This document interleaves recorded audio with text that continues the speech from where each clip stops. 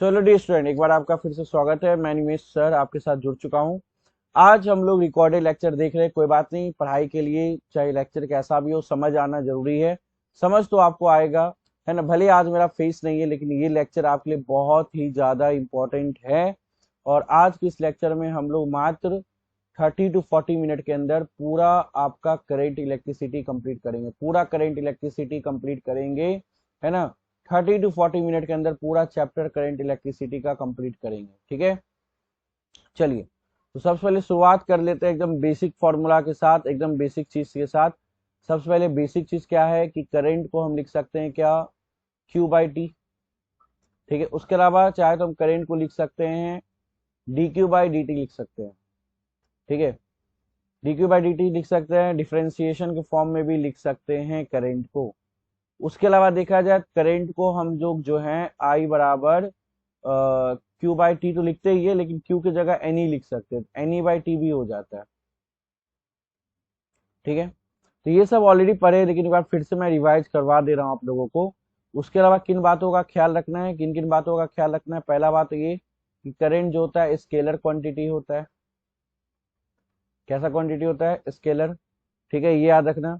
उसके बाद करंट जो फ्लो होता है, ठीक है, डायरेक्शन क्या होता है, तो करंट फ्लो होता है in the direction of positive charge.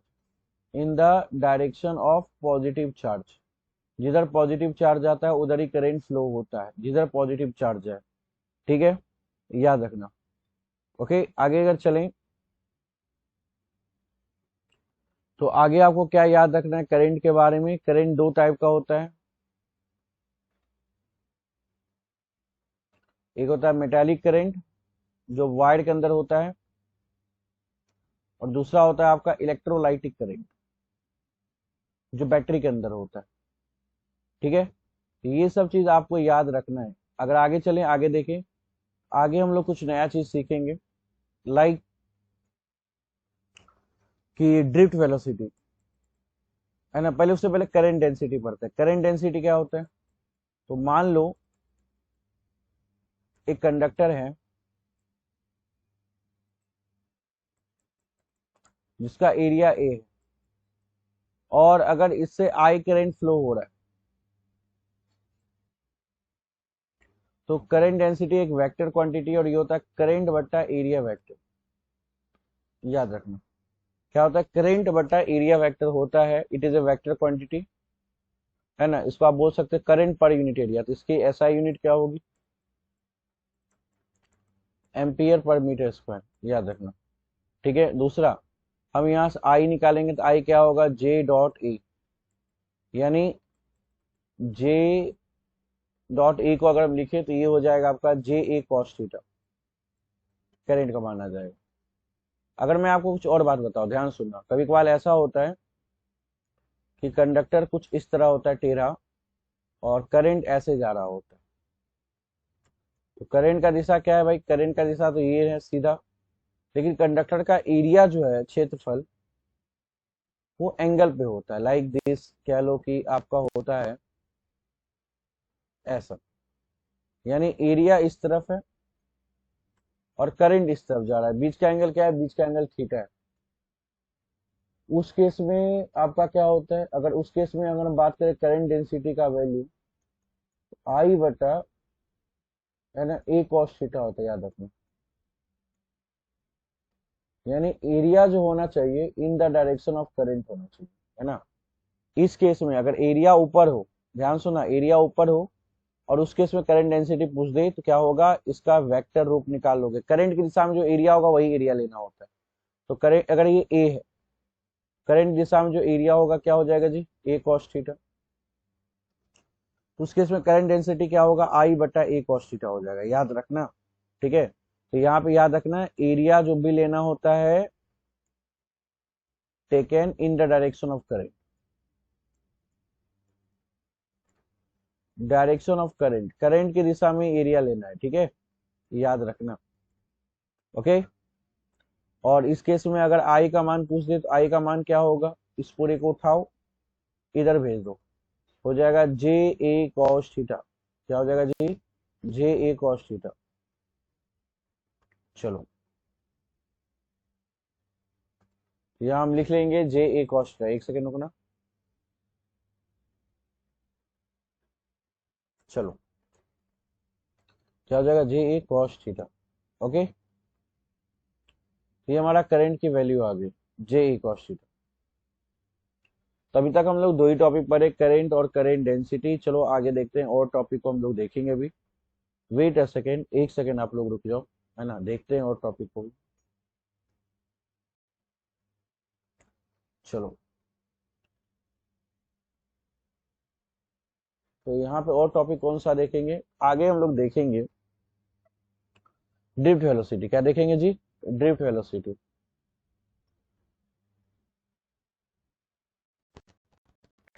अब वेलोसिटी क्या होता है वो भी हम दिक्कत देखेंगे, टेंशन मत लो, ठीक है। आ जाओ, तो ड्रिफ्ट वेलोसिटी को अब हम लोग देखेंगे। तो ड्रिफ्ट वेलोसिटी होता क्या है, देखो एक बात समझो, अगर ये कंडक्टर है, उसको बैटरी से जोड़ दो। कंडक्टर को बैटरी जोड़ देंगे तो कंडक्टर के अंदर क्या होते हैं, बहुत सारे फ्री इलेक्ट्रॉन होते हैं, बहुत सारे फ्री इलेक्ट्रॉन होते हैं, ठीक है। कंडक्टर के अंदर क्या होते हैं, बहुत सारे फ्री इलेक्ट्रॉन होते हैं। जब बैटरी को जोड़ते हैं होता क्या है कि यहाँ पे प्लस और माइनस इलेक्ट्रिक फील्ड बन जाता है। मतलब प्लस माइनस बैटरी का होता है, जिस कारण से इलेक्ट्रिक फील्ड बनता है यहाँ पे, ठीक है।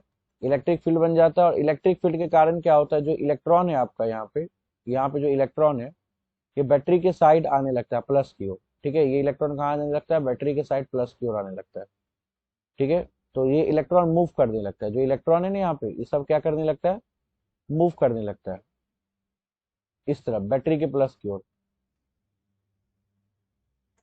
और जो एवरेज वेलोसिटी होता है जिससे ये मूव करता है ना, जो आपका एवरेज वेलोसिटी होता है जिससे मूव करता है, एवरेज वेलोसिटी,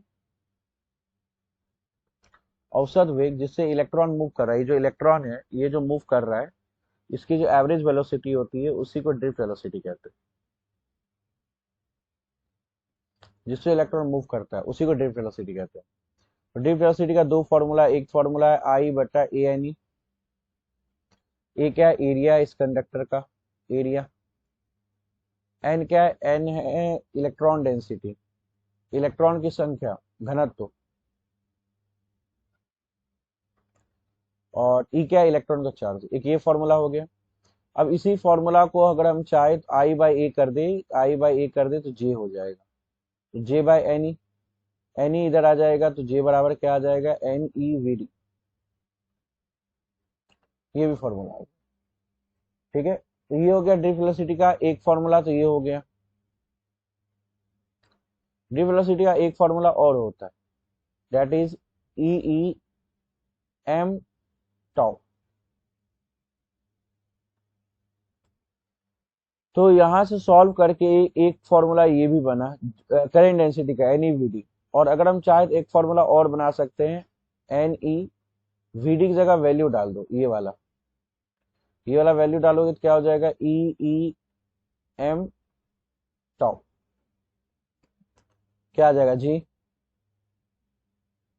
ये अगर डालोगे तो आ जाएगा जे बराबर N E square E M tau,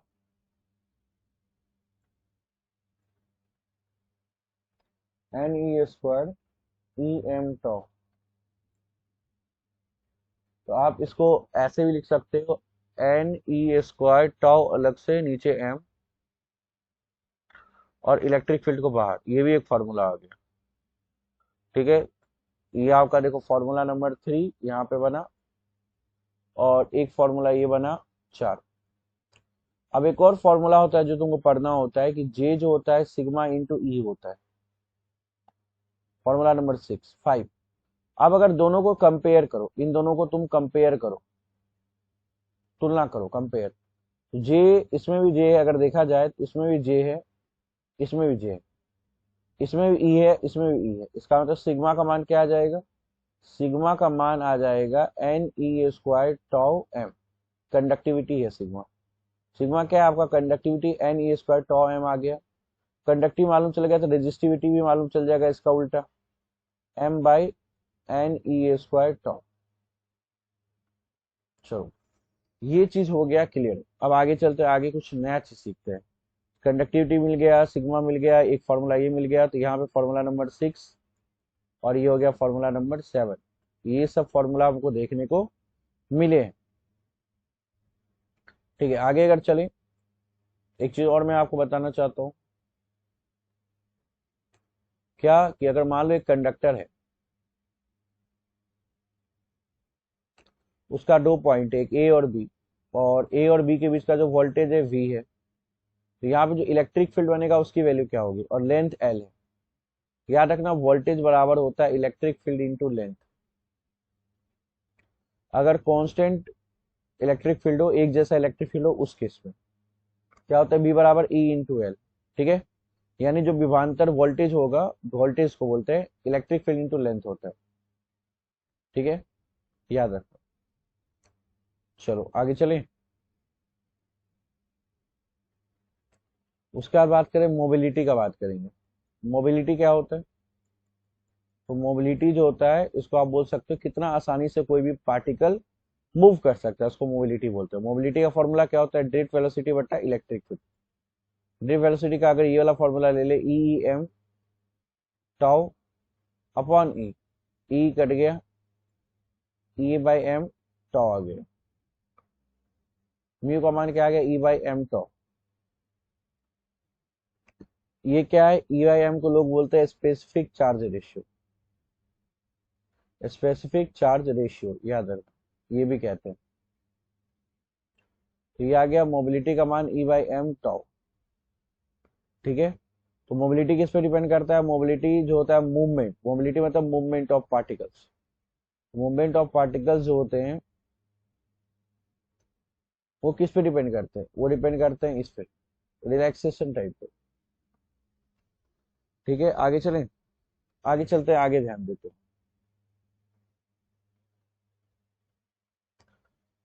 अगर कोई तुमसे पूछ ले मोबिलिटी का यूनिट क्या होगा, क्या बताओगे,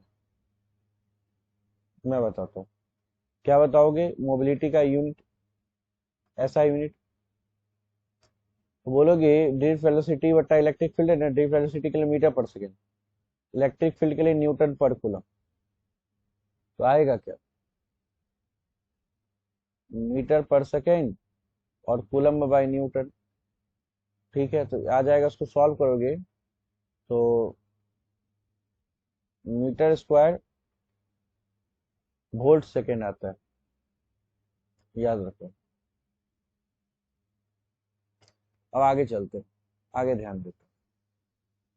ठीक है, आगे देखते हैं, आगे ध्यान देते हैं। बने रहना, आप लोग को रुकना नहीं है, आप लोग का हिम्मत बंद नहीं होना चाहिए। ठीक है, चलो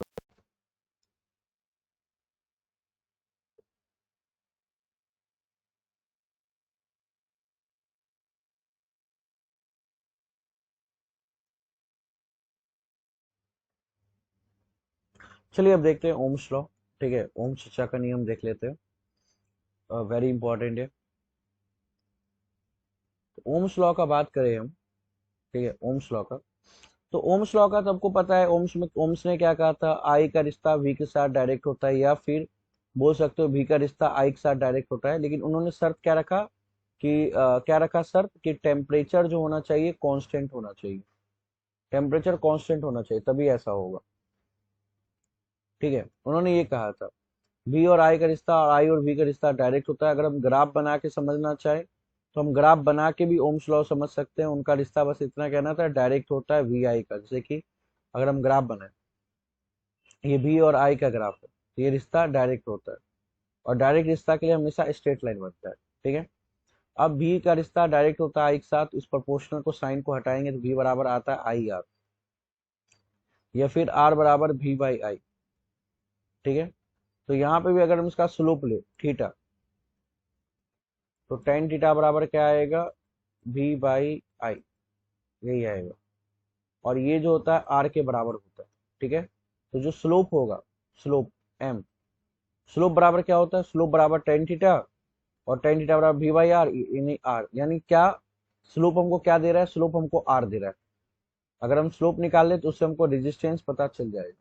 ठीक है, ऐसा यूनिट क्या होता है रेजिस्टेंस का, इकाई ओम। ओम इकाई होता है, इसको लिखते हैं ऐसे सिंबॉलिक रूप में। ठीक है, क्लियर है। और एक और बात, अगर मान लो यहाँ पे अब एक और बात बताते हैं तुमको, ध्यान देना, एक एक बात बताएंगे, एक एक चीज बताएंगे। क्या चीज है कि मान लो ग्राफ दिया है भी आई का, ठीक है, और ये एक ऐसा स्ट्रेट लाइन, एक स्ट्रेट लाइन ऐसा है, तो एक स्ट्रेट लाइन थीटा वन बना रहा है, एक स्ट्रेट लाइन थीटा टू बना रहा है। इसका टेम्परेचर T1 है, इसका टेम्परेचर T2 है। इस केस में क्या होगा, T2 बड़ा होगा T1 से। क्यों बड़ा होगा, क्योंकि R2 भी R1 से बड़ा है। तो अगर भी आई ग्राफ दे तो ऐसा ही होता है कि जिसका रेजिस्टेंस ज्यादा, रेजिस्टेंस किसका ज्यादा, जिसका स्लोप ज्यादा, जिसका एंगल ज्यादा, एंगल किसका ज्यादा है, थीटा टू, यानी इसका स्लोप ज्यादा है, तो रेजिस्टेंस किसका ज्यादा होगा, R2, तो टेम्परेचर भी किसका ज्यादा होगा, T2। याद रखना। लेकिन बहुत बार क्या होता है एग्जाम में ग्राफ उल्टा पूछ देता है, लाइक ग्राफ आपको क्या देगा पता है, भी आई ना दे दे के आई भी पूछ देगा, आई भी पूछ देगा। तब क्या करेंगे, तब एक बात याद रखेंगे कि जब भी एंगल नापेंगे ना, जब भी एंगल नापेंगे, वो हम नापेंगे आई से। ये हो जाएगा थीटा वन, ये हो जाएगा थीटा टू, और ये हो जाएगा थीटा थ्री। जब भी एंगल नापा जाता है कहाँ से नापा जाता है, आई से नापा जाता है, याद रखना है ना। एंगल मेजर कहाँ से करेंगे, एंगल हमेशा हमको मेजर करना है आई से, यानी करंट से करना है। ठीक है, इस बार किसका एंगल ज्यादा है देखने में, तो अगर देखा जाए इधर से देखेंगे तो उल्टा दिखेगा, आई से देखेंगे तो सब ज्यादा एंगल T1 का है। इसका मतलब T1 का रेजिस्टेंस सबसे ज्यादा होगा, टेम्परेचर भी सबसे ज्यादा होगा। उसका T2 का, उसका T3 का, T3 का सबसे कम टेम्परेचर होगा। रेजिस्टेंस का भी बात करें तो R1 का ज्यादा होगा, क्योंकि जब भी टेम्परेचर देखेंगे तो आई से देखना है। ठीक है, तो यहाँ पे R1 जो है ये वन, ये ज्यादा होगा R2 से, R2 से ज्यादा R3 होगा। ठीक है, जब भी, क्योंकि एंगल देखोगे तो सबसे ज्यादा एंगल किस में आ रहा है, वन वाला में आ रहा है, ये वाला में। इसलिए जो ज्यादा एंगल आएगा उसकी टेम्परेचर भी ज्यादा होगा, रेजिस्टेंस भी ज्यादा होगा। याद रखना टी और आर का डायरेक्ट रिश्ता होता है। चलो आगे चलें, तो हमने क्या सीखा, हमने सीखा आर बराबर भी बाई आई होता है। याद रखना, आर बराबर क्या होता है बाबू, भी बाई आई। ठीक है, याद रहेगा। चलो, और आपने पढ़ा है कि आर को हम एक और चीज लिख सकते हैं, रो एल बटा ए। ठीक है, आर को हम वी बाई आई भी लिख सकते हैं, आर को हम लिख सकते हैं रो एल बटा ए। एक और चीज तो मैं आपको समझाता हूँ, रो का मान हमने कुछ पढ़ा है पीछे। क्या पढ़ा है पीछे, आओ दिखाते तुमको, आओ बच्चों तुम्हें दिखाए, है ना। रो का मान क्या पढ़े हम लोग, ये देखो, M by N E square tau, M by N E square tau, ये लिख सकते हो वहां पे।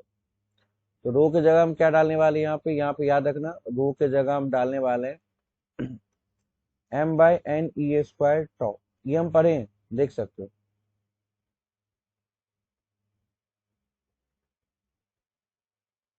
यहाँ देखो, यहाँ पढ़े हैं ना, M by N E square tau, यही डालेंगे। इसमें अगर रो डाल देंगे तो आर का मान क्या आ जाएगा, M by N E square tau L by A, ये मान आ जाएगा। और आर को हम भी बाई आई भी लिख सकते हैं। ठीक है,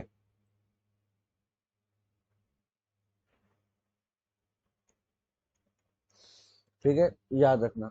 और याद रखना ये स्लोप बताता है, तो ये क्या बताता है, ये स्लोप है, इसको आप स्लोप भी बोल सकते हो।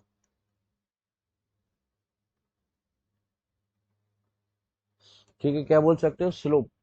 ठीक है, याद रखना।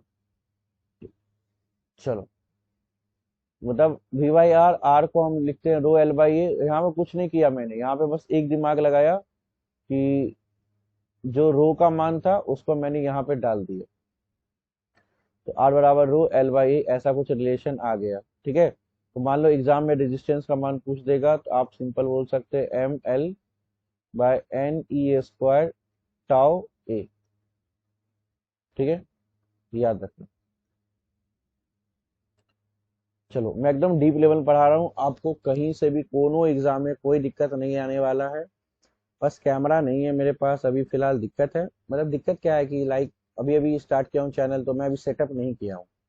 सेटअप करने में थोड़ा टाइम लगेगा, तो इसलिए अभी सपोर्ट करो ऐसे ही देख के, ठीक है। और एकदम समझ आएगा, एकदम एग्जाम में आपको इससे बाहर कुछ पूछेगा ही नहीं, पूछ ही नहीं सकता, ठीक है। चलो याद रखना। अब अगर बात करें कंडक्टिविटी का, अब हम रेजिस्टिविटी बात कर लिए, सब कुछ बात की। याद रखना एक और बात कि रेजिस्टेंस किन किन चीजों पे डिपेंड करता है। रेजिस्टेंस निर्भर करता है लेंथ पे, लंबाई पे, एरिया पे, क्षेत्रफल पे, नेचर ऑफ मटेरियल पे भी निर्भर करता है, मतलब स्वभाव कैसा है मटेरियल का, और टेम्परेचर पे भी निर्भर करता है। याद रखना इन सभी चीजों पर प्रतिरोध निर्भर करता है। तो अगर हम आगे चले, आगे हमको क्या पढ़ना है, ध्यान से देखना। आगे हमको पढ़ना है कुछ कुछ बातें जो आपको पढ़ना है, जानना है। जैसे कि अगर देखा जाए, आर का रिश्ता एल के साथ डायरेक्ट होता है ना, एंड आर का रिश्ता आर के साथ इनवर्स होता है। इसको अगर हम बुद्धि लगाएं, एरिया की जगह हम बोल सकते हैं, क्या बोल सकते हैं, एरिया की जगह हम बोल सकते हैं पाई आर स्क्वायर।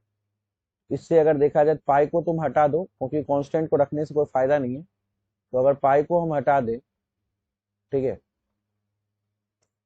तो रेजिस्टेंस और रेडियस का रिश्ता कैसा आ रहा है, इनवर्स में ही आ रहा है, उल्टा ही आ रहा है। या फिर आप ऐसे बोल सकते हैं, आर का रिलेशन डी स्क्वायर के साथ भी ऐसा ही है। रेडियस की जगह तुम डायमीटर लिख सकते हो, व्यास लिख सकते हो।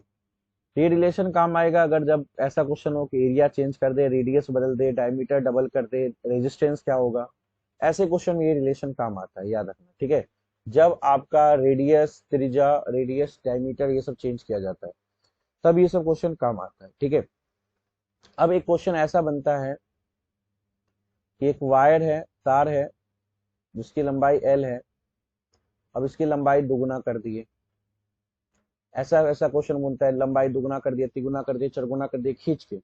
उस केस में आर और एल स्क्वायर का रिश्ता ये होता है, चाहे खींच के बड़ा करो या फिर मेल्ट करो, पिघला दो। ऐसा क्वेश्चन हो, पिघला के एक नया तार बनाए, है ना, बड़ा सा नया तार बनाए पिघला के, मेल्ट करके, तब भी यही फॉर्मूला लगता है। तो ये दो फॉर्मूला रेजिस्टेंस का है जो आपको पता होना चाहिए, लगता है, ठीक है। चलो चले आगे।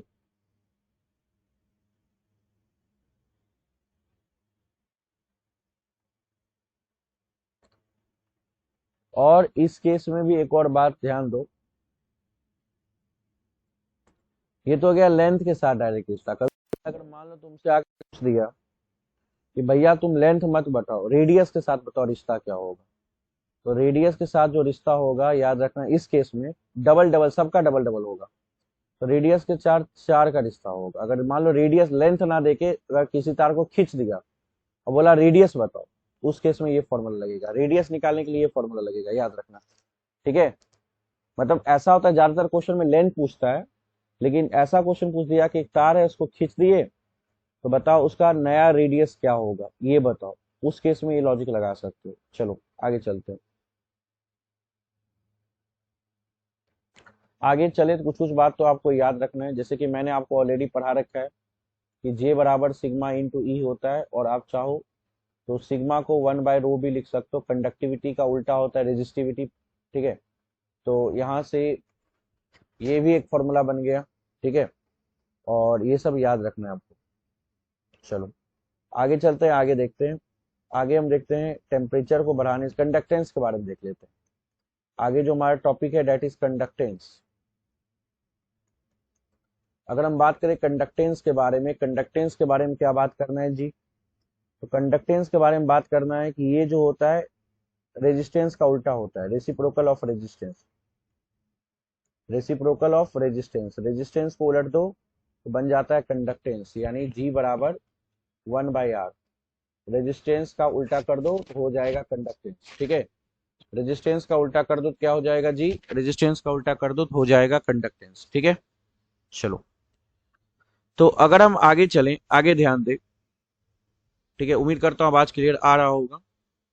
ठीक है, तो आगे ध्यान दे, तो रेजिस्टेंस का उल्टा करेंगे तो बनता है कंडक्टेंस, और इसका यूनिट का बात करें तो इसका ऐसा यूनिट होगा ओम इनवर्स, या फिर इसको एमएचओ मो बोल सकते हो। और इसका सिंबल कौन सा होगा, सिंबल का अगर बात करें, ठीक है, इसको भी ऐसे लिखेंगे ओम इनवर्स।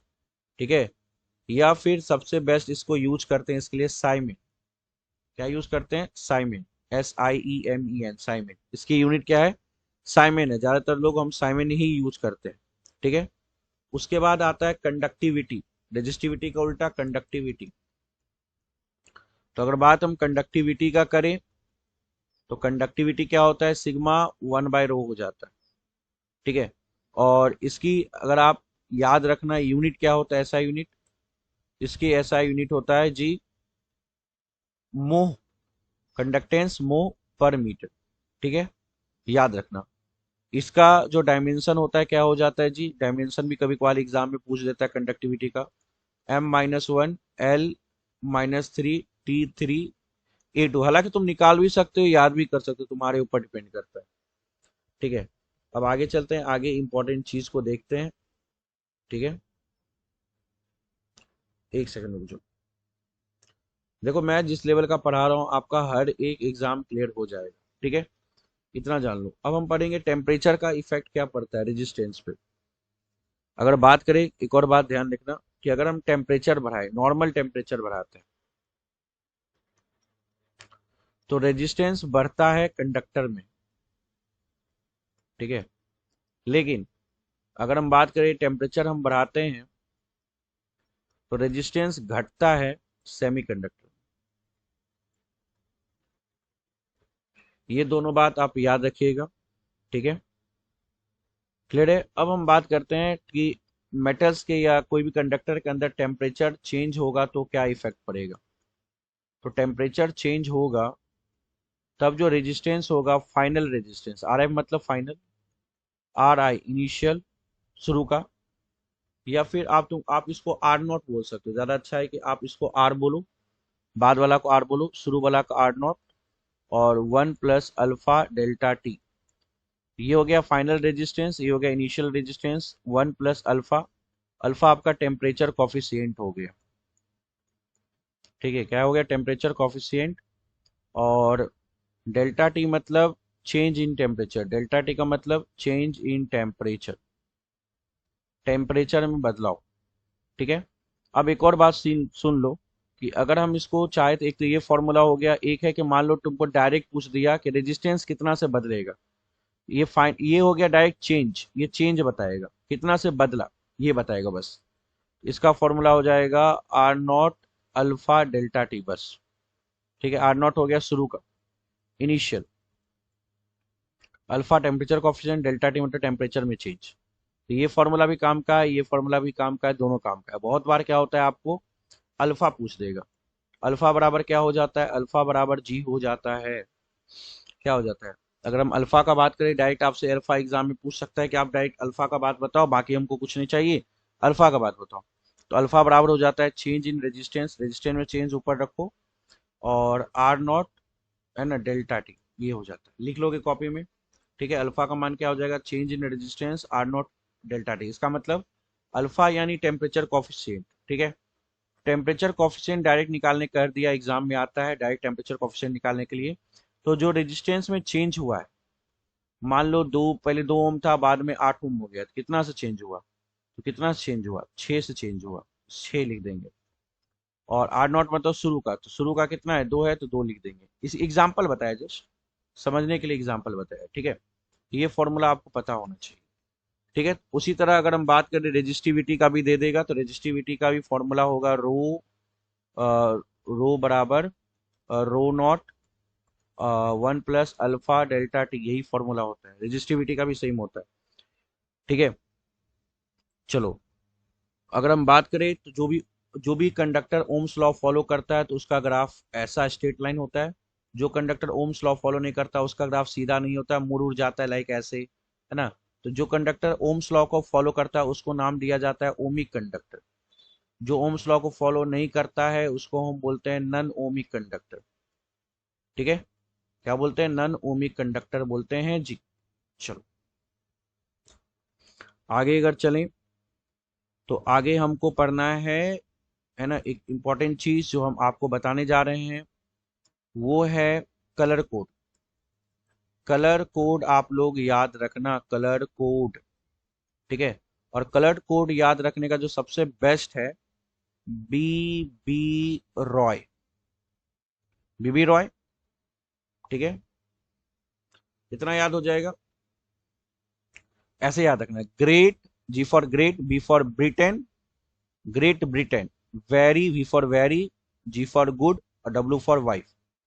इतना याद रखोगे काम खत्म। फिर से मैं सुना दे रहा हूं, कैसे याद रखोगे जी? B B Roy, G for Great Britain, very good, और लास्ट में वाइफ, ठीक है। तो अब अगर इसको यूज कैसे करते हैं मैं आपको ये बताता हूँ। मैं आपको बताता हूँ इसको यूज कैसे करते हैं। जैसे बी का मतलब हो गया जीरो, ये बी का मतलब वन, ये का मतलब टू, ओ का मतलब थ्री, वाई का मतलब फोर, जी का मतलब फाइव, बी का मतलब सिक्स, वी का मतलब सेवन, जी का मतलब एट, ठीक है। और यहाँ पे अगर देखा जाए, एक सेकंड रुकना, ओके। और यहाँ पे अगर देखा जाए, डब्लू का मतलब नाइन, ऐसा होता है, ठीक है। ऐसा ही होता है, क्लियर है। अब मैं जो बताने जा रहा हूँ वो बहुत इंपॉर्टेंट है आप लोगों के लिए, जो मैं बताने जा रहा हूँ सुनना ध्यान से। तो अगर आप बोलोगे सर कलर भी तो बताओ, बी का मतलब जीरो होता है, तो बी फॉर कौन सा कलर, सबसे पहले कौन सा कलर आता है? तो चलो मैं कलर का नाम भी लिख दे रहा हूँ, आप याद रखोगे, ठीक है। कलर का नाम भी लिख ले रहा हूँ। पहला कलर जो होता है ब्लैक, दूसरा कलर होता है B for brown, black brown, red, R for red, यहाँ तो कोई दिक्कत नहीं होगा, R for red, O for orange, सबको पता ही ओ फॉर ऑरेंज होता है, वाई फॉर येलो होता है, ठीक है। जी फॉर ग्रीन होता है, बी फॉर ब्लू हो जाएगा आपका, ठीक है। उसके बाद वी फॉर वॉयलेट, ठीक है। और जी फॉर आपको पता ही है कि हमको ग्रीन ऊपर से आ गया फिर से, तो फिर से ग्रीन नहीं होगा, ग्रे होगा। और डब्ल्यू फॉर आपका हो जाएगा व्हाइट। उसके अलावा दो ये याद रहेगा, समझो, इससे तुम्हारा काम हो जाएगा। B B Roy, Great Britain, great Britain, very good wife, ठीक है, वेरी गुड वाइफ। अब जो इंपॉर्टेंट चीज है ये याद रखना है, जो मैं आपको बता रहा हूं, कि अगर गोल्ड कलर हो, लास्ट वाला पट्टा, चार पट्टा होता है, मैं बताऊंगा सब चीज, अभी रुक जाओ, तो इतना याद रखो, उसके बाद हम चलते हैं। गोल्ड होगा उसके लिए होता है 5%, और अगर सिल्वर होता है तो सिल्वर के लिए होता है 10%, और अगर कोई कलर नहीं होता लास्ट में तो उसके लिए होता है 20%। ये क्या है? इसको हम बोलते हैं टोलरेंस। टोलरेंस इसको बोलते हैं, टोलरेंस मतलब होता है कम ज्यादा हो सकता है, टोलरेंस मतलब होता है कम ज्यादा हो सकता है, और इसको प्लस माइनस करके लिखते हैं, ठीक है। अब मैं आपको एक मस्त बात बताता हूँ, सुन। जैसे आप बाजार जाओगे ना, तो आपको ऐसा रजिस्टर मिलता है, बाजार में जाओगे मार्केट में ऐसा रजिस्टर मिलता है, तो इसमें चार कलर होते हैं। मान लो हम चार कलर कुछ बना रहे हैं, आप जवाब देना इसका वैल्यू क्या होगा। मान लो पहला कलर है ग्रीन, दूसरा कलर है देखना, दूसरा कलर है ब्लू, तीसरा कलर है रेड, और चौथा कलर हम मान के चलते हैं गोल्ड। ये येलो है बट इसको गोल्ड, रुक जाओ, मैं कलर कलर चुनना पड़ेगा। इसको अपन गोल्ड समझ लो, इसको गोल्ड समझ लो लास्ट को, ठीक है, गोल्ड। तो इसकी वैल्यू क्या होगी? अगर मान लो ये कलर दे दिया, इसकी वैल्यू पूछ देगा तो क्या बताएंगे, जल्दी बताओ, क्या बोलेंगे? देखो पहला कलर है ग्रीन, ग्रीन के लिए कौन सा है भाई? ग्रीन के लिए पांच है, तो लिखेंगे पांच। दूसरा कलर क्या है? दूसरा ब्लू है जी, ब्लू के लिए लिखेंगे छह, तो फाइव सिक्स हो जाएगा। तीसरा कलर के लिए ना पावर में लिखते हैं, याद रखना, तीसरा कलर पावर को बताता है, तो तीसरा कलर रेड है, तो रेड जो है पावर में होगा, रेड के लिए क्या होता है? दो, ये पावर में लिखाएगा, यानी 10 का पावर दो लिखाएगा, ठीक है। तो पहला दूसरा कलर नंबर को लिखता है, और तीसरा कलर पावर को बताता है, और चौथा colour plus minus, gold, gold के लिए क्या लिखेंगे? 5%, तो हो जाएगा प्लस माइनस 5%। अब बहुत बार क्या होगा, आपको परसेंट का मान कहेगा लिखो, तो क्या करोगे तुम? 5% निकाल लोगे, किसका? इस पूरे का, इस पूरे का 5% निकाल लोगे तो 5600 है, 5600 का 5% निकाल लोगे, जीरो जीरो कट गया, 56 इंटू 5 करोगे, 6 30 की जीरो बाकी 3 5 15 3 18 180 आ जाएगा। तो या तो इसको ऐसे लिख सकते हो, या तो आप लिख सकते हो 56 गुना 10 की पावर 2 प्लस माइनस 180, ऐसे भी लिख सकते हो, दोनों चलेगा। ठीक है, तो ये हो गया आपका कार्बन रजिस्टर कलर कोड हो गया। ठीक है, आगे अगर चले, आगे ध्यान दे, हालांकि पढ़ना बहुत कुछ है लेकिन चलो ध्यान देते हैं, स्पीड बढ़ाते हैं अपना अपना। तो अगला स्पीड देखते हैं, स्पीड में आगे देखते हैं। तो आगे अगर चलें तो आगे क्या पढ़ना है, आगे हम लोग पढ़ेंगे रेजिस्टेंस का कॉम्बिनेशन सीरीज पैरेलल। ठीक है, तो मान लो अगर हम रजिस्टर को सीरीज में लगा दें, ये 3 रजिस्टर है, सीरीज में लगा हुआ है, R1 R2 R3। आज हम बहुत कुछ सीखेंगे। ठीक है, यहां लिख देता हूं हेडिंग, रजिस्टर इन सीरीज। ठीक है, सीरीज में बात करें तो सीरीज में, सीरीज का एक एक चीज बात करेंगे। ठीक है, एक एक चीज। पहला तो अगर मान लो इसको बैटरी से ऐसे जोड़ दिए प्लस, ठीक है, बी, तो पहला चीज तो सीरीज में करंट क्या होता है, सेम होता है, ये बात माइंड में डाल लेना। ठीक है, सीरीज में करंट सेम होगा लेकिन वोल्टेज सेम नहीं होता, वोल्टेज अलग अलग होगा, सबको अलग अलग वोल्टेज मिलेगा। तो मान लो इसको मिला V1 वोल्टेज, इसको मिला V2 वोल्टेज, इसको मिला V3 वोल्टेज। अब सुन लो, चूंकि तुम पढ़े हो V बराबर आई आर, तो आई तो सेम है यहाँ पे, तो V और R का रिश्ता कैसा है, डायरेक्ट। V और R का डायरेक्ट रिश्ता है। तो अगर इसका मतलब क्या है, जिसका रेजिस्टेंस ज्यादा होगा, रेजिस्टेंस ज्यादा होगा तो उसका वोल्टेज भी ज्यादा होगा। वोल्टेज भी क्या होगा, उसका वोल्टेज भी ज्यादा होगा, रेजिस्टेंस ज्यादा वोल्टेज ज्यादा। ठीक है, तो ये याद रखना। अगर मैं आपको ट्रिक बताऊं, ये तो पहले सीख लो, रेजिस्टेंस ज्यादा वोल्टेज ज्यादा, उसके बाद कि टोटल रेजिस्टेंस क्या होगा, अगर सीरीज में टोटल रेजिस्टेंस निकालना है, कुल टोटल, तो हो जाएगा R1 plus R2 plus R3, ये हो जाएगा। दूसरा याद रखना कि V और R का डायरेक्ट रिश्ता होता है कि वोल्टेज ज्यादा, रेजिस्टेंस ज्यादा, वोल्टेज ज्यादा, वोल्टेज ज्यादा, रेजिस्टेंस ज्यादा। ठीक है, और अगर मान लो तुमको V1 निकालना है, यहाँ पे V1 का मान निकालना है, तो V1 का मान क्या होगा पता है तुमको, R1 बटा R1 plus R2 plus R3 गुना टोटल वोल्टेज। इस तरह से डायरेक्ट निकाल सकते हो। यस, ये फॉर्मूला आप डायरेक्ट निकाल सकते हो, डायरेक्ट निकाल सकते हो। ठीक है, क्या formula, R1 plus R2 plus R3 into V. उसी तरह V2 अगर निकालोगे, ठीक है, अगर आप V2 निकालना चाहते हो, मान लो आपका इच्छा है कि नहीं V2 निकाले, V2 कैसे निकलेगा जी, V2 निकलेगा R2 बट्टा R1 plus R2 plus R3 into we, इस तरह से निकलेगा। उसी तरह भीतरी भी निकाल सकते हो, तुम्हारी इच्छा। ठीक है, ये हो गया तुम्हारा सीरीज का स्टोरी, और सीरीज में कुछ खास है नहीं। अगर हम बात करें रेजिस्टेंस इन पैरेलल, ठीक है, अगर हम पैरेलल की बात करें, रजिस्टर इन पैरेलल, रजिस्टर लिखना ज्यादा सही है, रेजिस्टेंस, हाँ, रजिस्टर इन पैरेलल। पैरेलल में क्या होता है, तो पैरेलल में होता है कुछ ऐसा है, ये R1, ये R2, ये R3। ठीक है, तो पैरेलल में अगर हम V से कनेक्ट कर दें तो अब क्या होता है, तब अगर हम बात करें तो यहां पे अगर देखा जाए तो वोल्टेज सब में सेम रहता है, यानी वोल्टेज सेम रहेगा। इस वक्त क्या होगा, वोल्टेज सेम सेम। करंट अगर यहां से चला तो करंट यहाँ पे बटेगा, यहाँ जाएगा I1 करंट, यहाँ जाएगा I2 करंट, यहाँ जाएगा I3 करंट बटेगा। अब आपको पता है कि V बराबर आई आर होता है, और अगर वोल्टेज को कांस्टेंट कर दे तो यानी आई आर बराबर क्या हो जाएगा, कांस्टेंट। अगर हम वोल्टेज कांस्टेंट कर दे जी, तो आई आर बराबर क्या हो जाएगा, आई आर बराबर कांस्टेंट हो जाएगा, अगर हम वोल्टेज को कांस्टेंट कर दें। तो यहाँ से आई और आर का रिश्ता क्या हो जाएगा, उल्टा रिश्ता हो जाएगा। आई और आर का रिश्ता उल्टा रिश्ता हो जाएगा, इनवर्स रिश्ता। इसका मतलब क्या, इसका मतलब तो कि रेजिस्टेंस ज्यादा, जिसका रेजिस्टेंस ज्यादा उसको करंट मिलेगा कम, यानी जिसकी रेजिस्टेंस ज्यादा होगी उसकी कम करंट मिलेगा। पैरेलल में ऐसा ही होता है, रेजिस्टेंस ज्यादा करंट कम। ठीक है, यानी दोनों के बीच में उल्टा रिश्ता होता है। अब मान लो मैं आपको एक चीज बताता हूँ, मान लो कि दो रजिस्टर है, R1 नीचे R2, इसमें अपन को करंट बांटना है। तो इसके लिए फॉर्मूला क्या है, करंट इसके अंदर कितना जाएगा I1 और इसके अंदर कितना जाएगा I2, ये पूछेगा। तो इसको आप डायरेक्ट निकाल सकते हो। कैसे डायरेक्ट निकाल सकते हो, तो करंट जो होगा 1 में, चूंकि उल्टा रिश्ता होता है, I और R का उल्टा रिश्ता होता है, तो रेजिस्टेंस भी हम उल्टा ही लेते हैं। तो मान लो I1 का करंट बताना है, तो I1 का करंट क्या होगा पता है, क्या होगा बोलो। यहाँ हो जाएगा R2, अगर देखा जाए तो यहाँ क्या हो जाएगा, यहाँ आपका हो जाएगा R2 बटा R1 plus R2 Guna I हो जाएगा। अब आपके मन में आएगा सर पहले आपने R2 क्यों लिया, तो मैं पहले R2 इसलिए लिया क्योंकि करंट और रेजिस्टेंस का उल्टा रिश्ता होता है, रेसिप्रोकल रिश्ता होता है, इसलिए।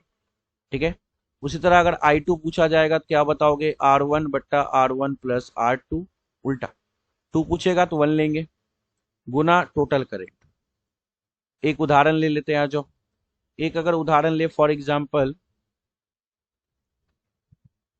ये 4 ओम है, ये 8 ओम है, और यहाँ पे आ रहा है हमारे पास करंट 12 एम्पियर का। ये कैसे बटेगा जी, तो हमको मान लो I1 निकालना है।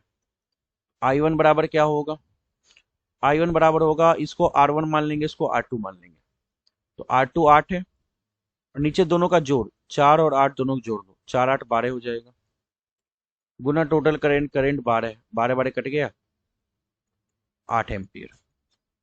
सिंपल है। देखो I1 निकालना है तो R2 को लेना है। किसको लेना है जी, R2 को लेना है, R2 को।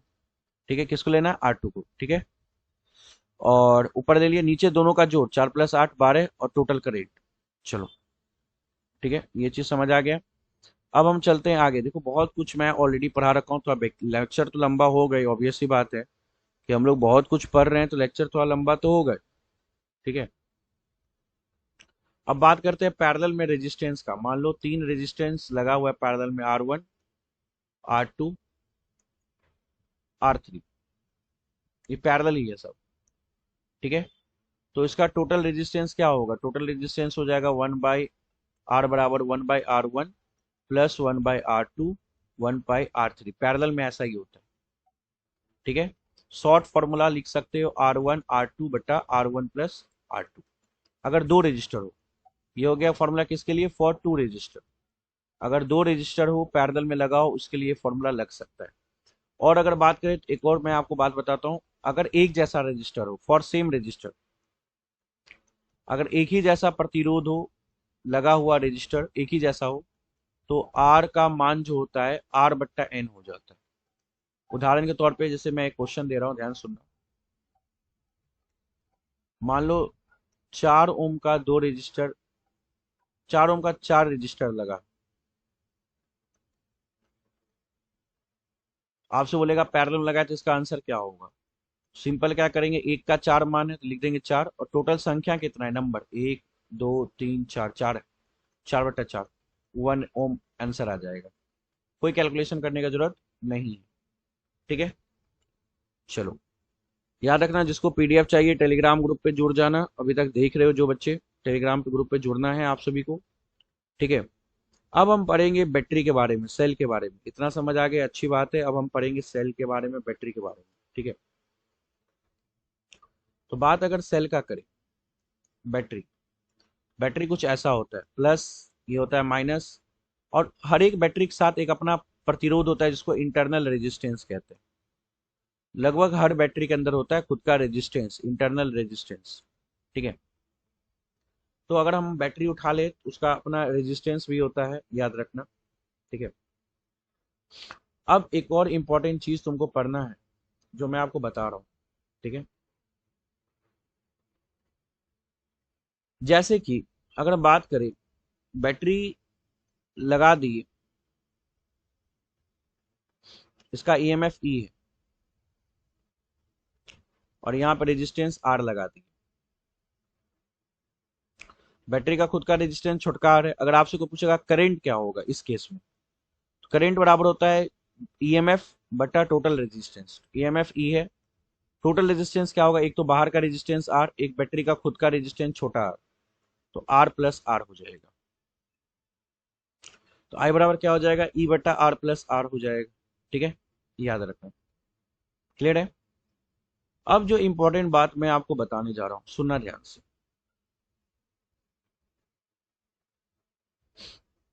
ठीक है, तीन केस बनता है, तीन केस। अगर बैटरी ओपन हो,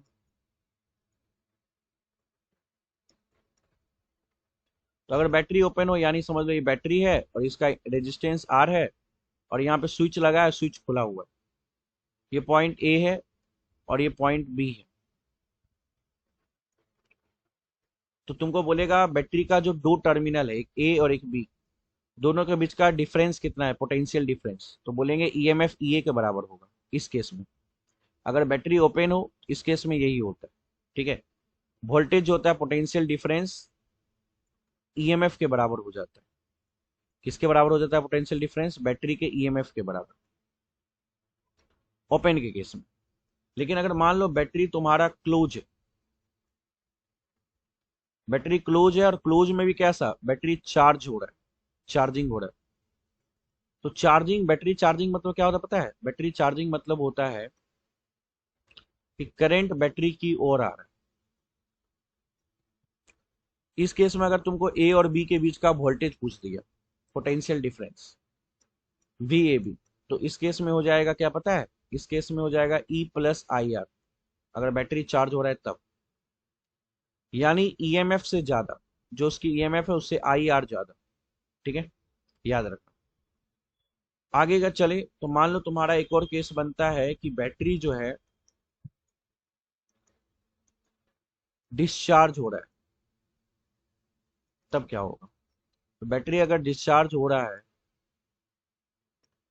तो करंट बैटरी से निकलता है, और इस समय ए और बी के बीच का जो पोटेंशियल डिफरेंस होगा that is E minus I R. चलो, ठीक है, ये याद रखना है। अलग अलग केस है, बैटरी चार्ज, डिस्चार्ज, ये सब केस है। ठीक है, देखा जाए तो मैंने ऑलरेडी आपको बहुत सारा स्लाइड पढ़ा दिया है। Okay, 27 slide. अब अगर हम आगे चलें, ठीक है, लेट्स कम टू बोर्ड। चलो ध्यान, अब मैं आपको एक मेन बात बताता हूँ। लाइक मान लो एक रजिस्टर है आर और नीचे एक बैटरी है आर, इसका ईएमएफ ई है। तो और ये मान लो दो पॉइंट है, एक ए और एक पॉइंट बी है, और यहां से करंट निकला। तो मैं अगर आपसे बोलूं वीएबी का मान क्या होगा, तो आप बोल सकते हैं वीएबी का मान होगा आई आर। बिल्कुल सही हो आप, बिल्कुल सही हो, आप बोल सकते हैं वीएबी का मान आई आर होगा। बिल्कुल सही हो। ठीक है, अगर मैं पूछूं क्या और तरीके से वीएबी निकाला जा सकता है, तो बिल्कुल जा सकता है। जैसे वीएबी का मान हम ऐसे भी निकाल सकते हैं, बैटरी डिस्चार्ज हो रहा है, यहाँ पे क्या हो रहा है? यहाँ पे बैटरी डिस्चार्ज हो रहा है,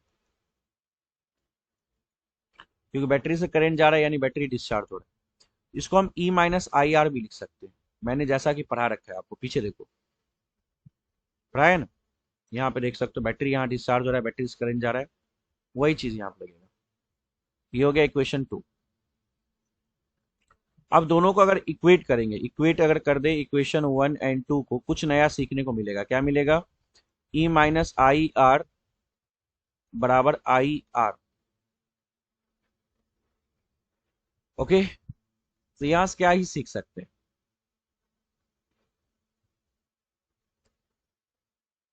या फिर हम बोले वेट, इक्वेट नहीं करते, कुछ और बुद्धि लगाते। वेट मिनट, वेट मिनट, बराबर नहीं करते, कुछ और दिमाग लगाएंगे, रुक जाओ। इक्वेट नहीं करते, मैं आपको बता रहा हूँ क्या दिमाग लगाएंगे। वेट, मैं आपको बता रहा हूँ। ठीक है, तो यहाँ पे दिमाग क्या लगाएंगे जी? यहाँ पे दिमाग लगाएंगे वी बराबर आई आर। ए बी लिखने से अच्छा हम सिंपली वी लिखते हैं। ठीक है, क्या लिखते हैं? वी ए लिखते हैं सिंपल।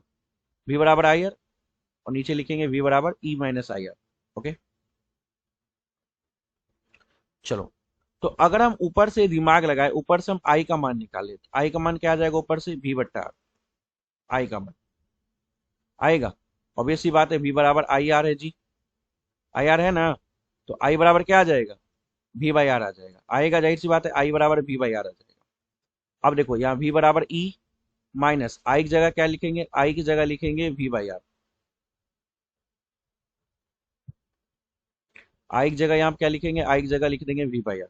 ठीक है, ये इंटू आर। अब बोले कि इससे क्या फायदा होगा सर जी? बताता हूँ, हर चीज का फायदा है। तो मैं आपको इसका फायदा बताता हूँ, वेट ए मिनट। देखो यहाँ पे क्या करेंगे, भी को इस तरफ ले आएंगे तो भी बराबर भी प्लस भी आर बट्टा आर बराबर ई आ जाएगा। या फिर एक काम करते हैं, रुक जाओ, नहीं भी को इधर नहीं लाते, कुछ और करते हैं, हम छोटका आर का यहाँ से वैल्यू निकालेंगे, एक फॉर्मूला बनेगा, हमको छोटा आर का मान निकालना है। तो हम क्या करते हैं जी, इसको इधर ले आते हैं और भी को इधर ले आते हैं, ये हो जाएगा V by R into R E minus V आ जाएगा। ठीक है, अब क्या करेंगे, यहाँ सुनना, मैं डायरेक्ट फॉर्मूला भी लिख सकता था लेकिन नहीं लिख रहा हूँ तुम लोग को समझाने के लिए। हम इसको इधर ले गए और इस v को इधर लाए, ई माइनस वी हो गया। अब क्या करेंगे, आर बाई आर, इस v को उठाओ और इसको नीचे लेके चल जाओ, ये हो जाएगा E minus V by V, और यहाँ पे आ जाएगा R by R, E by V अलग, और माइनस वी बाई वी करोगे तो 1 आ जाएगा ये, और ये आर इधर चल जाएगा। तो फाइनली जो हमारा फॉर्मूला बन के आएगा दैट इज आर बराबर E by V minus 1 into R. देखो मैं ये क्यों बताया, मैं चाहता हूँ डायरेक्ट भी फॉर्मूला लिख सकता था लेकिन मैंने कहा नहीं, आपको पता होना चाहिए स्टेप। ठीक है, ये फॉर्मूला है इंटरनल रेजिस्टेंस निकालने का, आपको बोल देगा इंटरनल रेजिस्टेंस निकालो, ई दे देगा, भी दे देगा, आर दे देगा। तुमको उसको डायरेक्ट भी निकाल सकते हो या फिर एक काम कर सकते हो कि करंट निकाल के भी निकाल सकते हो, इट्स योर चॉइस, लेकिन आपको कहेगा इंटरनल रेजिस्टेंस निकालने। ठीक है, तो ये फॉर्मूला आप डायरेक्ट यूज कर सकते हो। कैसे बना ये आप याद भी रख सकते हो, अगर नहीं मने याद रखने का मत रखो, कोई दिक्कत नहीं है। हमने दो इक्वेशन बनाया, एक ऊपर से बनाया, एक बैटरी का डिस्चार्ज वाला इक्वेशन था, दोनों से एक से हमने करंट का मान निकाला, दूसरे में डाल दिया, बात खत्म। चलो आगे चले। आगे देखो क्या है कि भाई अगर बैटरी को तुम लगाते हो plus minus plus minus plus minus, ये हो गया प्लस, ये हो गया माइनस, ये हो गया प्लस, ये हो गया माइनस, ये हो गया प्लस, ये हो गया माइनस, तो ये जो अगर मान लो इसका ईएमएफ ई1 है, इसका ई2 है, इसका ई3 है, तो बैटरी का जो ईएमएफ है जुट जाता है, ई1 प्लस ई2 प्लस ई3 हो जाता है सीरीज में। बात हम इसका क्या कर रहे हैं, सीरीज का कर रहे हैं। ठीक है, ये जुट जाता है। और रेजिस्टेंस होता है ना, क्योंकि बैटरी का भी खुद का रेजिस्टेंस होता है जिसको इंटरनल रेजिस्टेंस कहते हैं, ये हो जाता है R1 plus R2 plus R3, ऐसा हो जाता है। ठीक है, तो ये हो जाता है बैटरी के केस में, सीरीज के केस में। ठीक है, और लेकिन एक और केस क्या है, केस क्या है सुना ध्यान से, केस ये है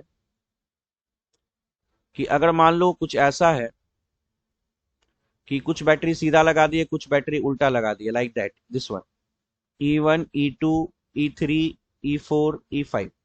इस केस में क्या होगा, इस केस में जो सीधा वाला होगा प्लस हो जाएगा, ये plus minus plus minus plus, यहां तक सीधा है, यहां से उल्टा हो गया माइनस प्लस, ये उल्टा है, ये माइनस प्लस उल्टा है। तो यहाँ पे क्या होगा, E1 plus E2 plus E3 हो जाएगा और माइनस E4 माइनस E5 हो जाएगा, यानी ईएमएफ ऐसा हो जाएगा। लेकिन रेजिस्टेंस का बात करें तो रेजिस्टेंस में माइनस नहीं होता, रेजिस्टेंस प्लस ही होता है। ठीक है, प्लस ही होगा रेजिस्टेंस। तो ये हो गया बैटरी इन सीरीज। अब बात करते हैं battery in parallel, EMF in parallel. Parallel का बात करें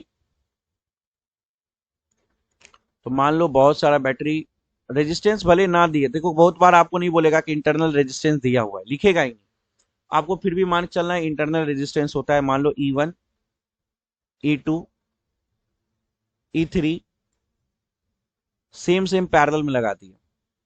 अगर प्लस प्लस वाला है तो प्लस करेंगे, अगर उल्टा लगा देगा तो माइनस करेंगे। तो फॉर्मूला क्या होता है, फॉर्मूला होता है E1/R1 पैरेलल का लिख लोगे, E2/R2 E3/R3, नीचे हो जाता है 1/R1 1/R2 1/R3। अब आपके मन में चलेगा अगर मान लीजिए सर उल्टा लगा देता तो, कुछ नहीं करते, प्लस की जगह माइनस कर देते उल्टा लगाता तो।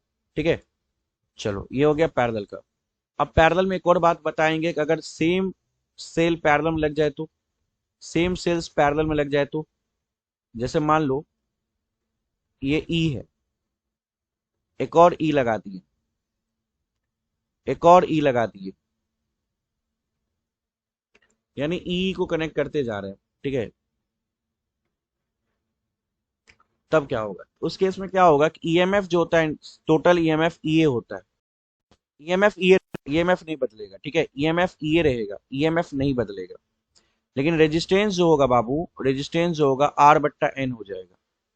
यानी रेजिस्टेंस निकालने के लिए अगर सेम सेम है तो एक का रेजिस्टेंस जो होगा वही सबका होगा, तो जितना भी बैटरी है उसका नंबर नीचे लिख देंगे। जैसे मान लो 3 बैटरी यहाँ लगा है तो रेजिस्टेंस क्या होगा पता है, आर डैश बराबर R/3 हो जाएगा। लेकिन ईएमएफ सेम रहेगा अगर सेम सेल है तो, ठीक है, याद रखना। चलो आगे चलते हैं। तो हमने सेल्स को सीरीज पैरेलल भी देख लिया। अब जो हम आगे पढ़ेंगे दैट इज वेरी इंपॉर्टेंट, है ना, जो जो पढ़ रहे हैं सब इंपॉर्टेंट अपने आप में देखा जाए तो, ठीक है। तो आगे हम क्या पढ़ने वाले हैं जी, आगे पढ़ने हैं कि करंट मैक्सिमम कब होता है। जैसे मान लो एक क्वेश्चन आपसे पूछ सकता है कि मान लो एक रजिस्टर आर कनेक्ट कर दिए, बैटरी एक कनेक्ट कर दिए जिसका और इंटरनल रेजिस्टेंस आर है, तो करंट क्या होता है जी, करंट होता है ई बराबर आर प्लस आर। तो आपसे पूछ सकता है कि बताओ करंट कब मैक्सिमम होगा या फिर पावर कब मैक्सिमम होगा। करंट या पावर कब मैक्सिमम होगा, आपसे क्वेश्चन पूछ सकता है, करंट बताओ या पावर बताओ कब मैक्सिमम होगा, करंटे बताओ या पावर बताओ कब मैक्सिमम होगा। तो उसके लिए कंडीशन क्या है, कंडीशन है, शर्त ये है कि बाहर का जितना भी रेजिस्टेंस है टोटल बाहर का, वो अंदर के टोटल रेजिस्टेंस के बराबर होना चाहिए। यानी external resistance equal to internal resistance, से बाहर रेजिस्टेंस आर है और खुद का बैटरी का छोटका आर है तो आर आर बराबर हो जाएगा। अगर ये दोनों बराबर हो जाता है उस केस में करंट जो होगा मैक्सिमम होगा और उस केस में पावर भी मैक्सिमम होगा, याद रखना, ठीक है। इसको बोलते हैं मैक्सिमम पावर थ्योरम बोल सकते हो, जो भी बोल सकते हो, ठीक है। चलो मैंने पूरा कवर करने का कोशिश किया है। अब हम आगे चलते हैं, आगे देखते हैं इंपॉर्टेंट चीज, ठीक है। अब देखो करंट का तो हम लोग कुछ चीज देखे, एक चीज करंट का हम बताना भूल गए। जैसे कि मान लो एक चार्ज पार्टिकल भी स्पीड से कोई सर्कल का चक्कर लगा रहा है, तो इस केस में जो करंट होता है Q इंटू एफ होता है, फ्रीक्वेंसी, या फिर I बराबर Q इंटू टी कह सकते हो, टाइम। अब बताओ एक चार्ज पार्टिकल अगर गोल गोल चक्कर लगा रहा है एक कोई सर्कल का, वृत्त का, तो उस केस में टाइम क्या होगा, टाइम बराबर डिस्टेंस बाई स्पीड। तो डिस्टेंस क्या होगा, एक चक्कर में 2πr जाएगा, नीचे स्पीड t बराबर 2π/v, I बराबर Q, और टाइम की जगह क्या लिखेंगे जी, टाइम की जगह लिखेंगे 2πr/v। v ऊपर चल जाएगा तो हो जाएगा QV/2πr। ये तब लगाएंगे जब कोई पार्टिकल सर्कल का, चार्ज पार्टिकल सर्कल का चक्कर लगाए और उस केस में हमको करंट पूछ दे, तब ये लॉजिक लगता है, ठीक है, याद रखिएगा। चलो आगे चलते हैं, आगे ध्यान देते हैं। आगे हमको पढ़ना है किरचॉफ्स लॉ। क्या पढ़ना है जी, किरचॉफ्स लॉ, देखते हैं।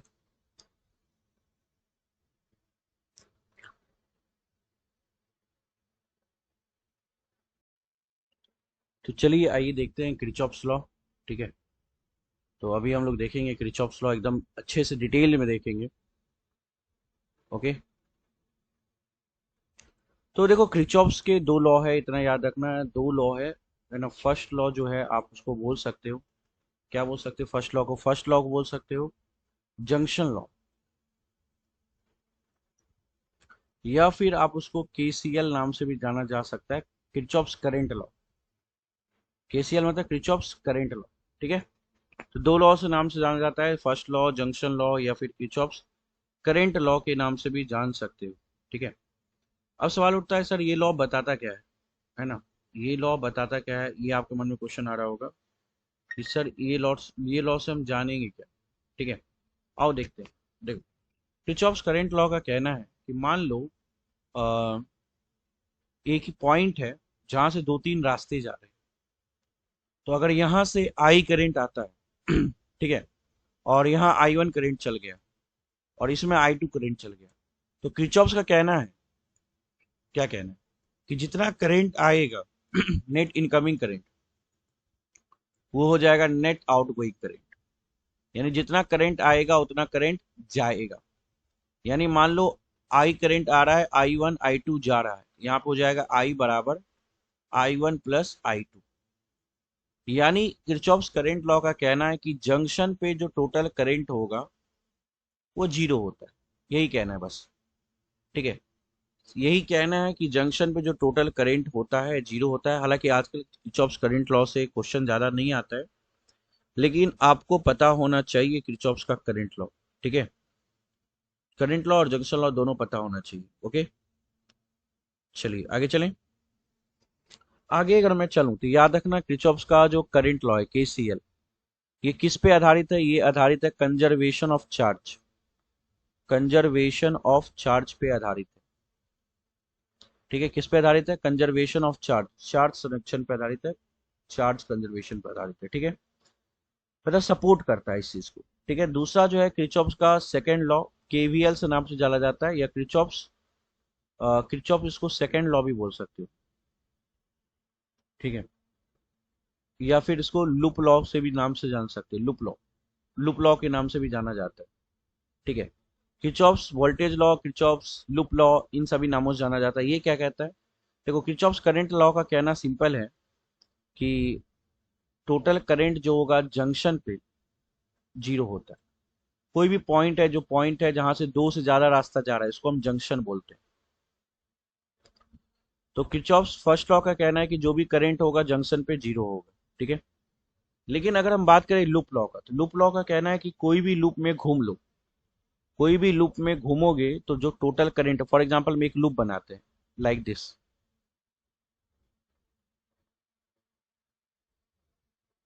यही एक लूप है।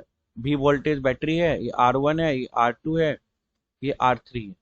इसका कहना है किसी भी लूप का अगर एक एक जगह से चलो, मान लो ए से गए बी, बी से गए सी, सी से गए डी और डी से आए ए, ए से बी गए, बी से सी गए, सी से डी गए, डी से ए आए, एक लूप में घूम रहे हैं, एक लूप में घूम रहे हैं। उस केस में जो टोटल वोल्टेज आएगा, पोटेंशियल डिफरेंस जीरो आएगा, टोटल वोल्टेज जीरो आएगा इस केस में। ठीक है, जैसे कि मैं आपको लिख के दिखाता हूँ, फॉर एग्जांपल मैं आपको लूप लॉ यूज करके दिखाता हूँ। ठीक है, लाइक मैं एक फिगर बनाता हूँ, यहाँ पे आपको लूप लॉ यूज करके दिखाता हूँ।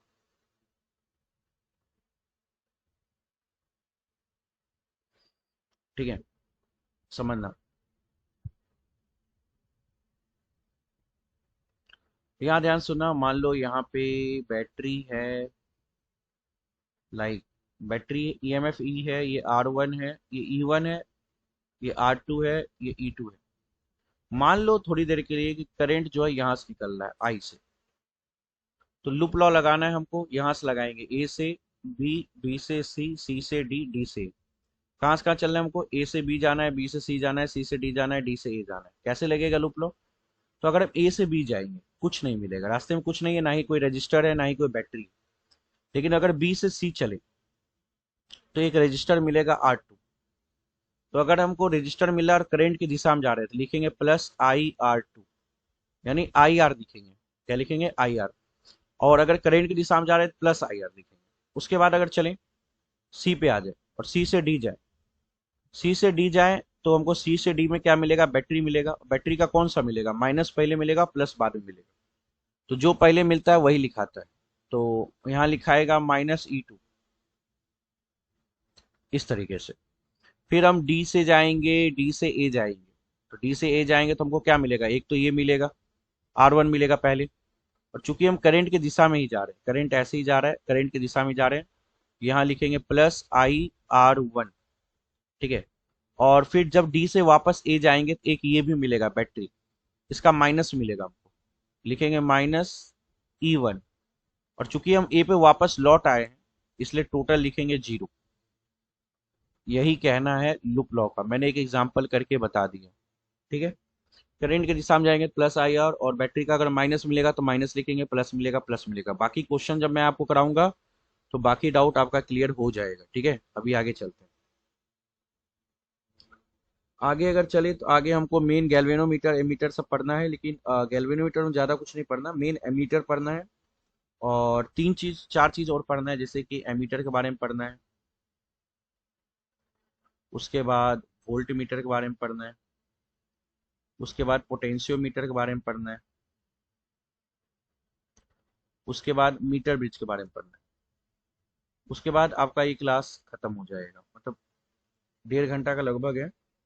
और एक व्हीट स्टोन ब्रिज भी जोड़ दो इसमें, तो व्हीट स्टोन ब्रिज भी पढ़ना है। याद रखना, आपको पीडीएफ टेलीग्राम पे मैं डाल दूंगा, याद रखना, ठीक है। तो सबसे पहले हम चलते हैं शॉर्ट शॉर्ट में पढ़ते हैं, एमीटर पढ़ते हैं। एमीटर क्या होता है? तो गैल्वेनोमीटर, सबसे पहले हम एमीटर पढ़ रहे हैं एकदम शॉर्ट में फटाफट। तो गैल्वेनोमीटर के अगर तुम पैरेलल में एक रेजिस्टेंस जोड़ दिए, ठीक है,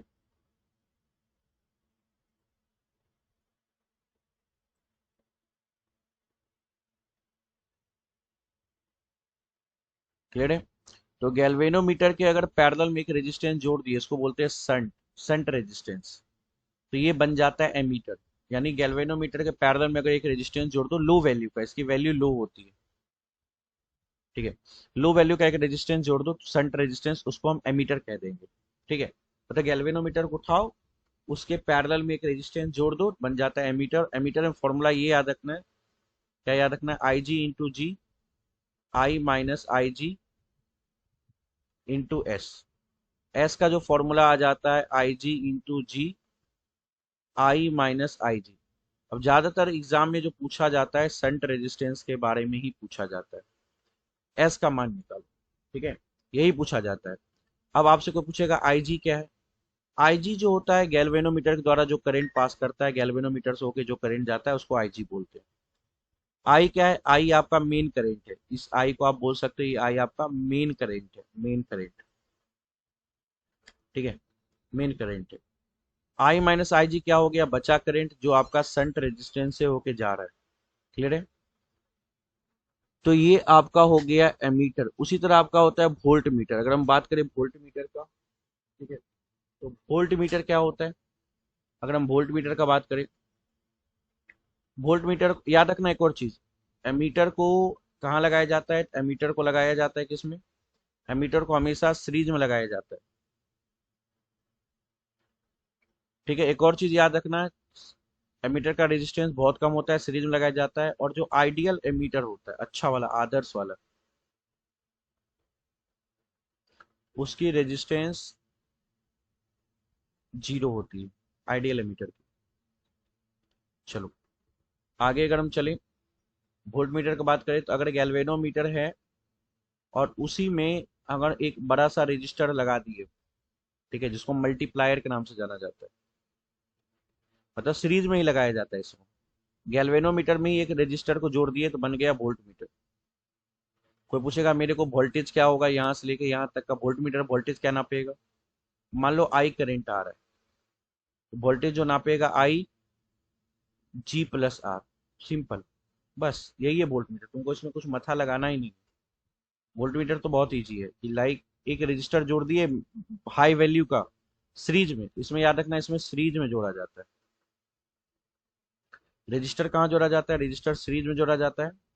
और वोल्ट मीटर को लगाते कहाँ है? वोल्ट मीटर को लगाते हैं पैरेलल में, पैरेलल में लगाते हैं इन सर्किट, सर्किट के अंदर किधर लगाते हैं? पैरेलल के अंदर, ठीक है। और वोल्ट मीटर का फॉर्मूला क्या हो गया? वोल्टेज का आई जी प्लस आर, आर जो रेजिस्टेंस तुम जोड़ रहे हो, जी गैल्वेनोमीटर का रेजिस्टेंस, आई करंट। उसके बाद जो आपका आइडियल वोल्ट मीटर होता है,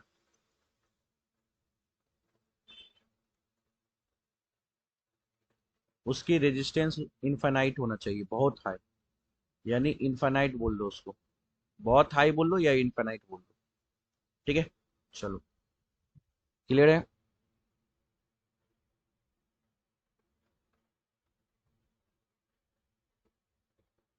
ठीक है, ये पूरा क्लास का पीडीएफ है जो आपको टेलीग्राम में मिलेगा। अनिमेश से टेलीग्राम जाके सर्च मारो, आपको पता चल जाएगा, ठीक है। चलो आगे चलें। आगे चले तो हम पढ़ेंगे व्हीट स्टोन ब्रिज।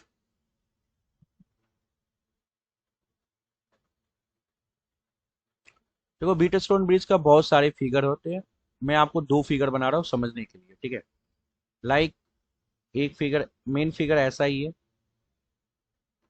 अब बीच में क्या होता है, बहुत बार रजिस्टर डाल दिया जाता है, या बहुत बार आपको कुछ नहीं डालता है, गैल्वेनोमीटर डाल दिया जाता है। ऐसा होता है wheat stone bridge, like R1, R2, R3, R4 और R5, उसको बैटरीज जोड़ दी। या बहुत जगह ड्राइंग कुछ इस तरह का होता है, लाइक बीच में गैल्वेनोमीटर लगा दिया,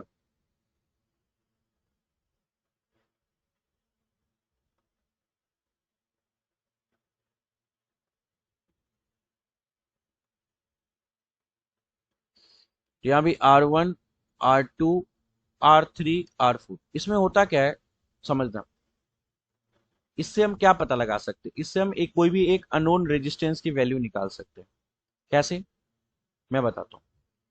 एक केस बनता है जब R1/R2 बराबर R3/R4 हो जाए। बोलोगे सर ये कैसे पता चलेगा कि ये बराबर हो रहा है? ये तब पता चलेगा जब करंट जो इसके पास कर रहा है वो जीरो हो जाए। यानी इस केस को हम बोलते हैं बैलेंस कंडीशन। अगर ये गैल्वेनोमीटर से पास होने वाला करंट जीरो हो जाता है, तब उसको हम बोलते हैं बैलेंस कंडीशन। और बैलेंस कंडीशन के अंदर R1/R2, R3/R4 बराबर हो जाता है।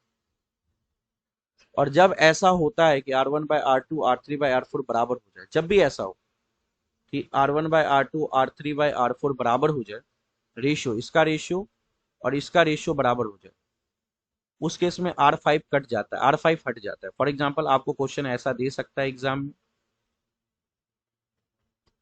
ये 2 ओम है, ये 3 ओम है, ये 5 ओम है, ये 4 ओम है,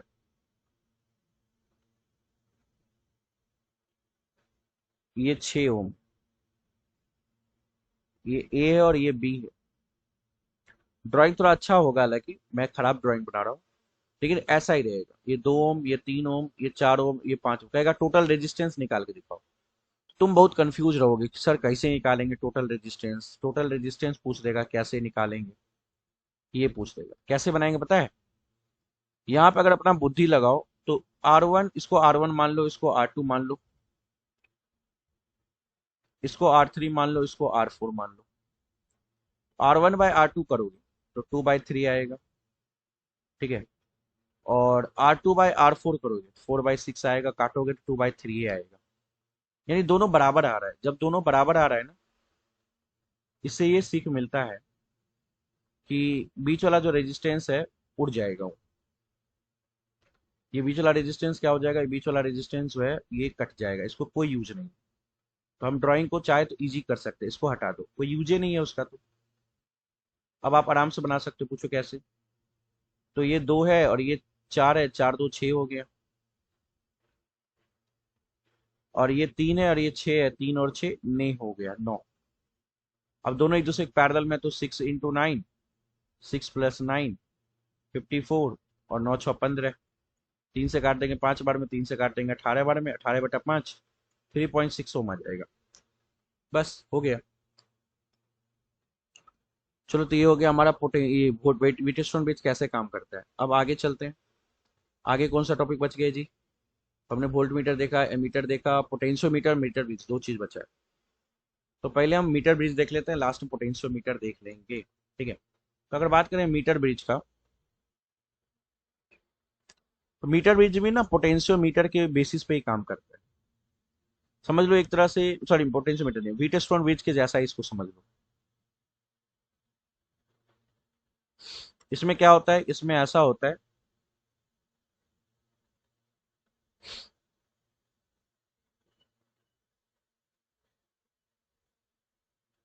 सुन ध्यान से कैसा होता है।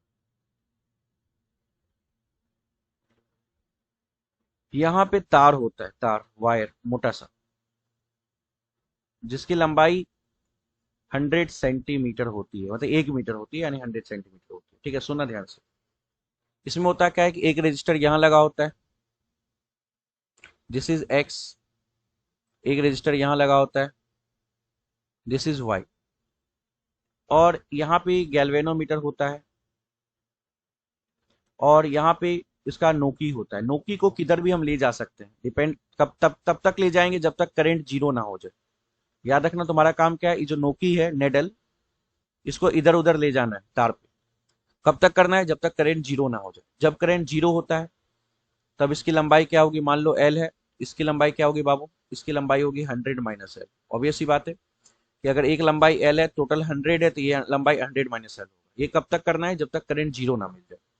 इस केस में ये बीटस्टोन निवेश की तरह काम करता है। इस केस में हम लिखते हैं एक्स वाई वाई बराबर एक्स वाई वाई, यानी एक्स वाई क्या है, रेजिस्टेंस है, इसको आप बोल सकते हो आर एक्स, इसको बोल सकते हैं आर वाई। इस केस में हम लिख सकते हैं R X by R Y बराबर एल बटा 100 - एल। ये याद रखना, ये केस तभी लगता है जब करंट जीरो होना चाहिए, इसको बोलते हैं बैलेंस कंडीशन।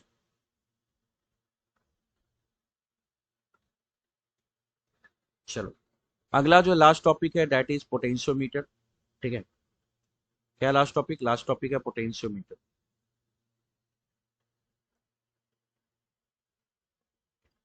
तो पोटेंशियोमीटर में ज्यादा कुछ नहीं सीखना, बस इतना सीखो, पोटेंशियोमीटर में दो तीन फॉर्मूला आपको याद रखना है, ज्यादा कुछ नहीं। एक तो वोल्टेज जो होता है पोटेंशियोमीटर के तार के प्रोपोर्शनल होता है।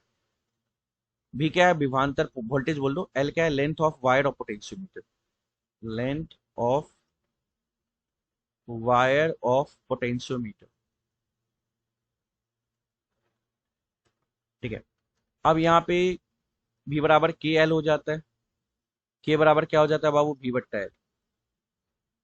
अब जो के होता है ना, के को हम क्या बोलते हैं, पोटेंशियल ग्रेडियंट। तो ये जो पोटेंशियल ग्रेडियंट की वैल्यू होता है वी बाई एल होता है, याद रखना क्या होता है, वी बाई एल। ठीक है, याद रखना। चलो, एक तो ये याद रखना है। और पोटेंशियोमीटर में क्या होता है, और पोटेंशियोमीटर में क्या पढ़ना होता है, और पोटेंशियोमीटर में पढ़ना होता है कि अगर बैटरी को कंपेयर करें E1 by E2, that is equal to L1 by L2। अगर मान लो दो लेंथ पे बैलेंस पॉइंट है, ये L1 क्या है, ये बैलेंस पॉइंट है, पहला बैटरी है तो बैलेंस पॉइंट ये है। L2 क्या है, दूसरा बैटरी हो तो बैलेंस पॉइंट L2 है। तो दोनों का जो ईएमएफ का रेशियो होगा वो लेंथ के रेशियो के बराबर होता है। ठीक है, दूसरा क्या याद करना, तो दूसरा आपको याद रखना है कि अगर आप चाहो तो आर भी निकाल सकते हो। आर आर कैसे निकलेगा, आर निकलेगा L1 बाई L2 -1 × R। इस तरह से आर निकाल सकते हो पोटेंशियोमीटर में इंटरनल रेजिस्टेंस। अगर किसी बैटरी का तुमको इंटरनल रेजिस्टेंस निकालना है तो पोटेंशियोमीटर की हेल्प से तुम इंटरनल रेजिस्टेंस भी बैटरी का निकाल सकते हो, याद रखना। तो फॉर्मूला मैंने इंटरनल रेजिस्टेंस का लिख दिया है, आप लोग याद रखना कॉपी में। ठीक है, अब हम लोग चलते हैं आगे लास्ट टॉपिक की ओर, एकदम लास्ट टॉपिक की ओर, दैट इज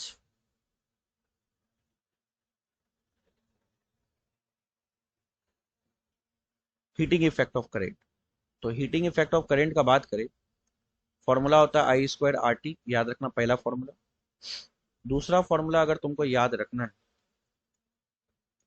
तो एक और फॉर्मूला होता है जो तुम याद कर सकते हो, and that is, if I will write, I will say I²RT तो हो गया, एक होता है V²/RT, ये पहला, ये दूसरा, एक होता है तीसरा पावर इंटू टाइम, चौथा VIT, ये भी रख सकते हो। और अगर चले पांचवा का बात करें, तो पांचवा का अगर हम बात करें, ध्यान सुनना, पांचवा जो होता है Q × V भी होता है। क्या होता है, Q × V होता है, याद रखना। QV भी करोगे, Q × वोल्टेज, तभी आपको ये आ जाएगा।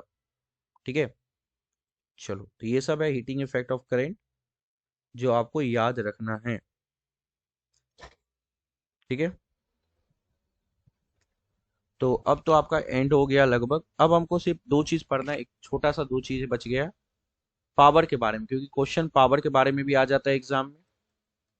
तो पावर के बारे में भी पढ़ ही लेते हैं। पावर का क्या होता है, जैसे रजिस्टर सीरीज में होता है, वैसे पावर भी सीरीज पैरेलल में लगता है। ठीक है, पावर भी सीरीज में होता है, पैरेलल में होता है। फॉर एग्जांपल, अगर दो बल्ब है, एक बल्ब का पावर P1 है, एक बल्ब का पावर P2 है, तो अगर इसको हम सीरीज में लगा दिए तो पावर का फॉर्मूला क्या होगा, पावर का फॉर्मूला पैरेलल वाला लगता है।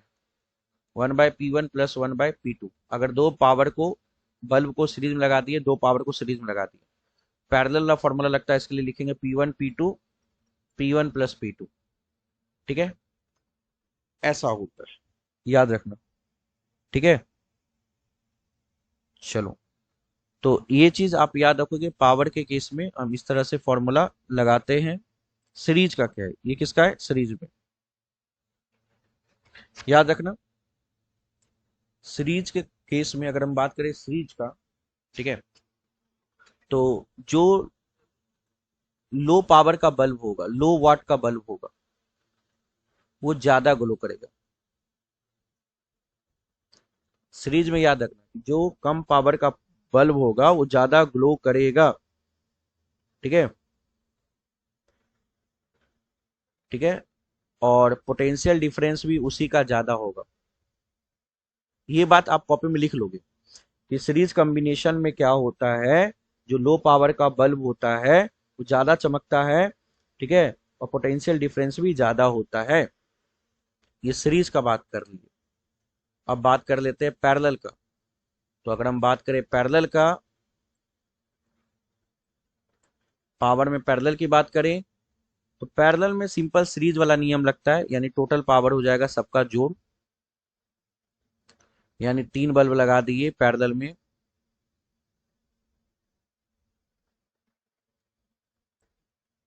ठीक है, 3 बल्ब लगा दिए पैरेलल में, तो जो टोटल पावर हो जाएगा सबका जोड़ हो जाएगा। ठीक है, और पैरेलल में क्या होता है, जो ज्यादा वाट का होता है, ज्यादा वाट वाला, वो ज्यादा ग्लो करेगा। तो हमारे घर में पैरेलल कनेक्शन होता है, तो उसमें जो ज्यादा वाट का होता है वही ज्यादा ग्लो करता है, याद रखना। हमारे घर का अगर बात करें तो, ठीक है, तो जो ज्यादा वाट का होगा वो ज्यादा ग्लो करेगा, पैरेलल की बात हो गई। ठीक है, तो यहाँ पे हम अलविदा लेते हैं, थैंक यू। और मैं उम्मीद करता हूँ आप मेरे मेहनत को सपोर्ट करना, वी नीड्स। ठीक है, हमें सपोर्ट चाहिए आपसे, बिकॉज मैं आपके लिए वीडियो 1.5 घंटा से बना रहा हूँ, हमारा चैनल न्यू है। ठीक है, तो सपोर्ट तो लगता है आप लोगों का, तो आप लोग सपोर्ट करो, ज़्यादा से ज़्यादा वीडियोस को शेयर करो। ठीक है, थैंक यू आप सभी को। आई होप कि अच्छा लगा हो मेरा क्लास। मैं अनिमेश सर आपसे अलविदा लेता हूँ, धन्यवाद। मिलते हैं कल के क्लास में, डेली क्लास होगा, बस आपका सपोर्ट बना रहे। हम डेली क्लास करेंगे, डेली आपको पीडीएफ टेलीग्राम पे मिलेंगे। याद रखना, पीडीएफ आपको मिलेगा टेलीग्राम पे। ठीक है, कहाँ मिलेगा, टेलीग्राम पे। चलो।